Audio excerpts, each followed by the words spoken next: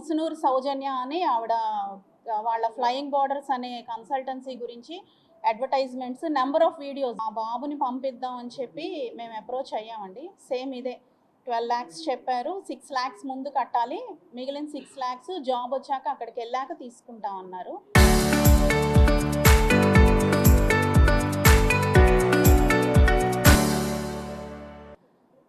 కట్టించుకున్నారు. ఇలాగే interviews, second ఇంటర్వ్యూకే మా బాబుకి అర్థమైంది ఇది ఫేక్ మమ్మీ, ఇది వాళ్ళు యాక్సెంట్ నాకు అర్థమైపోతుంది, తను అక్కడ చదువుకొని వచ్చాడు, యూకేలో చదువుకొని వచ్చాడు, అక్కడ వాళ్ళు మాట్లాడేది నాకు తెలుసు, ఇది అక్కడ వాళ్ళు మాట్లాడినట్లేదు, ఇక్కడ లోకల్గా కండక్ట్ చేస్తున్నట్టు ఉన్న ఇంటర్వ్యూస్ అన్నాడు. సరే ఆ మాట మేము అడిగాం, తన్ని అడిగాం, ఇట్లాగా మా డబ్బులు మాకు ఇచ్చేయండి, మాకు నమ్మకం లేదు మీ మీద అంటే 1 lakh ఇస్తానన్నారు. 6 lakhs కడితే మేము అక్కడ కట్టేసాము రిక్రూట్మెంట్ బోర్డుకి, మేము 1 lakh ఇస్తాం, అంతకు మించి ఇవ్వనన్నారు. సరే ఇంకా అలాగే ఇంకా ఈవిడతో జరిగే పని కాదని మేము సైబర్ క్రైమ్ ఎస్ఐ గారిని అప్రోచ్ అయ్యాం, ఏసీపీ గారిని అప్రోచ్ అయ్యి అసలు ఈ లింక్స్ ఎక్కడ, ఇంటర్వ్యూకి లింక్స్ పంపించారు కదండి, సైబర్ క్రైమ్కి అసలు ఎందుకు వెళ్ళాల్సి వచ్చిందంటే ఆవిడ ఇంటర్వ్యూ తీసుకున్న లింక్స్ మా బాబు డౌట్ పడినట్టు ఇక్కడ ఇండియా నుంచి ఎక్కడి నుంచి అన్నా వచ్చి ఉంటాయేమో, ఆ ఎవిడెన్స్తో ఆవిడ్ని మనం గట్టిగా అడగచ్చు అని మెయిన్ ఏసీపీ గారి దగ్గరికి అందుకే మేము అప్రోచ్ అయ్యాం. వాళ్ళు ఏంటంటే ఇలా కాదు మేడం, ఎఫ్ఐఆర్ ఫైల్ చేయండి ఆవిడ మీద, ఫైల్ చేస్తే అప్పుడు మేము ప్రొసీడ్ అవుతాము దాని గురించి అని చెప్పి అన్నారు. అందుకనే నేను ఎఫ్ఐఆర్ ఫైల్ చేశాను. నేను ఎఫ్ఐఆర్ ఫైల్ చేశానని ఇంకా నాకు బెదిరింపు కాల్స్ ఉన్నాయండి, రికార్డింగ్స్ నా దగ్గర, చెప్పమంటారా, అవి వినిపించమంటారా?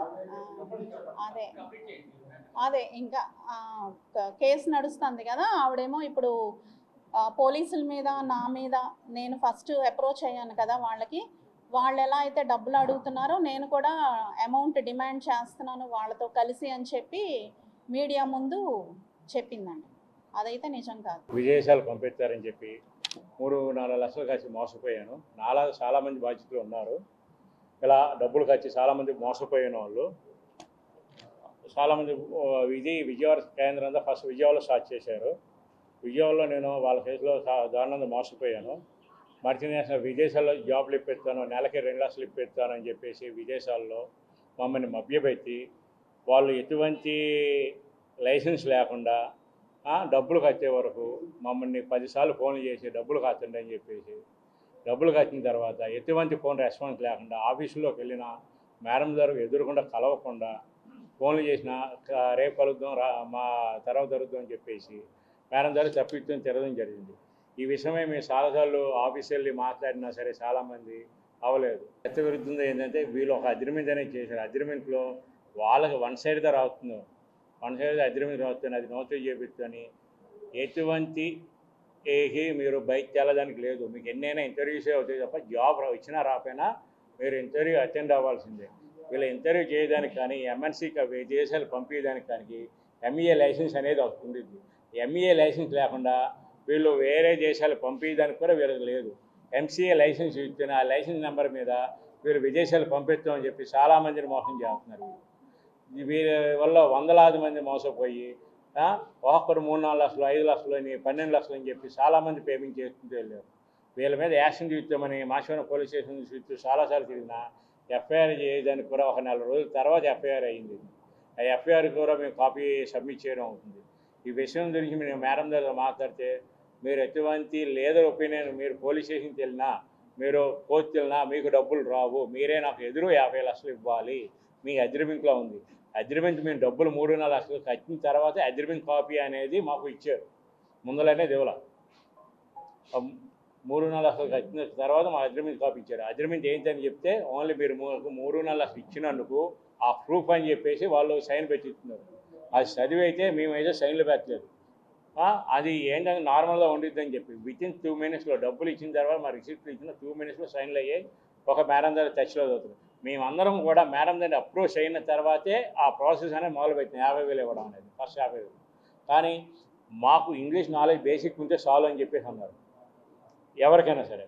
ఆ బేసిక్ నాలెడ్జ్ ఉన్నప్పుడు కూడా ఇప్పుడు ఎవరైతే సౌజ్ఞ గారు ఉన్నారో ఆ సౌజ్ఞ గారు బేసిక్ ఇప్పుడు మాట్లాడినప్పుడు ఎంతవరకు వర్కబుల్ అనేది, ఎంతవరకు ఈ ఫైల్ మూవ్ అయ్యిద్ది అనేది కూడా ఆమె చెప్పలేకుండా ఓన్లీ డబ్బుల మీద వేహంతో డబ్బులు కావాలని చెప్పి ఆ డబ్బుల గురించి ఆమె మాట్లాడేది.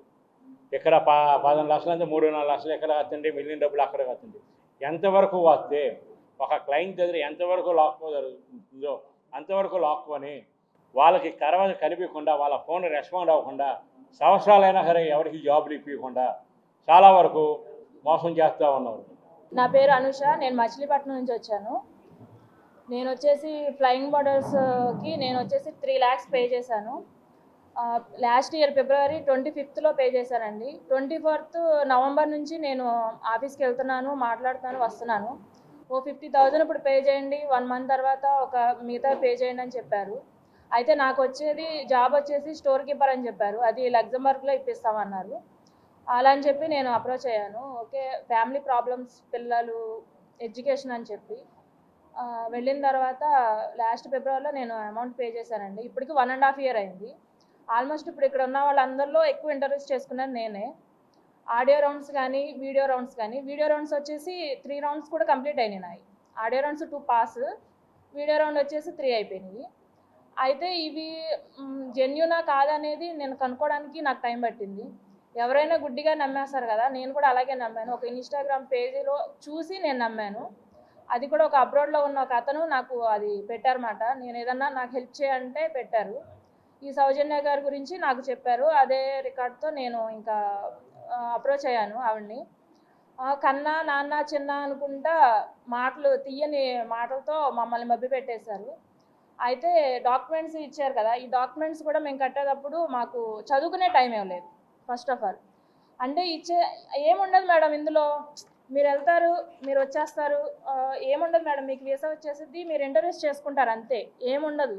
క్యాష్ పే చేయమన్నారు. సరే, నేను తీసుకెళ్ళి క్యాషే పే చేశానండి. ఆన్లైన్ పేమెంట్ కాదు, క్యాషే పే చేశాను. ఇది కూడా క్యాష్ అని కూడా రాపించుకున్నాను. అయితే బుజ్జి, కన్నా, నాన్న అనే మాట్లాడతారు. వాళ్ళ ఇంట్లో ఒక చిన్న పాపతో మాట్లాడినట్టుగా మనల్ని ట్రీట్ చేస్తుందన్నమాట. ఇదిలో ఏమైందంటే, నాకు ఒకళ్ళు యూట్యూబ్ ద్వారా నాకు ఒకళ్ళు తెలిసారు. అక్క ఇది కాదు, ఇది సంగతి, ఇది మోసం అక్క అని చెప్పారు. సరే కదా అని నేను ఆ వీడియో రికార్డ్స్ ఏవైతే ఉన్నాయో, ఇప్పుడు సైబర్ క్రైమ్లో ఉన్నాయి కూడా, మొత్తం నా వీడియోకి సంబంధించిన లింక్సేనండి. ఎందుకంటే ఇంతమందిలో ఒక్కొక్కరికి 1, 2, 3 తప్పితే ఎక్కువ రాలేదు. ఒక 12 ఇంటర్వ్యూ మెయిల్స్ అనేది నాకే వచ్చినాయి. అందుకని నావే ఇవ్వడం జరిగింది. ఈ ముసునీరు సౌజన్య అన్న ఆవిడ చాలా అంటే చాలా ఘోరం చేసిందండి. ఇందులో ఏంటంటే రాజకీయ నాయకుల పేర్లు కూడా యూజ్ చేశారు. అనిత గారి బ్రదర్ ఎవరో అని చెప్పి కూడా చెప్పారు. ఆడియో కూడా నా దగ్గర ఉంది. ఆఫీస్కి వెళ్ళినప్పుడు ఏంటంటే 1 by 1 ఎవరు మాట్లాడుకోకుండా వెనకాల ఒకరిని పంపించడం, మమ్మల్ని మాట్లాడకుండా చేయడం. ఒక విధంగా చెప్పాలంటే ఆవిడ మమ్మల్ని మైండ్ గేమ్ ఆడుకున్నారండి. మా అందరితో కూడా, మొత్తం అందరితో మైండ్ గేమ్ ఆడుకున్నారు. ఇదే కాకుండా ఇప్పుడు ఎవరైతే మేము బాధితులు ఉన్నామో, మేము ఒక గ్రూప్ పెట్టుకుని మేము మాట్లాడుతూ ఏంటంటే ఇంత కట్టాను మేము మాట్లాడుకుంటుంటే, మాలో నుంచి ఒక ఫేక్ పీపుల్ని, వాళ్ళు విక్టిమ్ అయి ఉండొచ్చు, కానీ అతను ఏంటంటే ఇక్కడ గ్రూప్లో ఏం జరుగుతుందో ప్రతి ఒక్కటి ఆవిడకి జారేస్తున్నాడు. తన డబ్బులు తన రిటర్న్ తీసేసుకుని కూడా మా దగ్గర ఉన్న ఇన్ఫర్మేషన్ అంతా ఆవిడకి ఇస్తున్నాడు. ఆ ఇన్ఫర్మేషన్ ఇవ్వడం, వాళ్ళు కాల్స్ చేయడం, మమ్మల్ని బెదిరించడం.